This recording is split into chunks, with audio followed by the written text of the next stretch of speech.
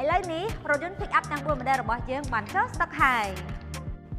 GMC Grand New Pro តម្លៃត្រឹមតែ 40,000 ជាងតែប៉ុណ្ណោះស័ក្តិសមបំផុតសម្រាប់បងប្រើប្រាស់ជាមួយនឹងផ្លូវ off-road គ្រប់ឧបសគ្គ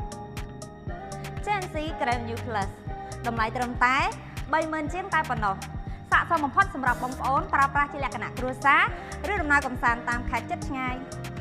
សម្រាប់បងប្អូនដែលមានតម្រូវការជាមួយនឹងការដឹកទំនិញឬក៏ប្រកបអាជីវកម្មអាចជ្រើសរើស model GMC Grand New ដែលមានតម្លៃត្រឹមតែ 30,000 ស្តើងតែប៉ុណ្ណោះអ្វីដែលកាន់តែពិសេសក្រុមហ៊ុន GMC បាននាំចូលរថយន្ត pick up model Eagle Plus ស៊េរី 2026 មានតម្លៃក្រោម 30,000 តែប៉ុណ្ណោះសម្រាប់ព័ត៌មានលម្អិតបងប្អូនអាចធ្វើការតាក់ទងតាមលេខទូរស័ព្ទឬក៏ link Telegram ឬក៏បងប្អូនអញ្ជើញមកដល់ទីតាំងផ្ទាល់ដែលមានស្ថិតនៅផ្លូវ Hanoi ក្បែរស្តុកបឹងបៃតងអរគុណ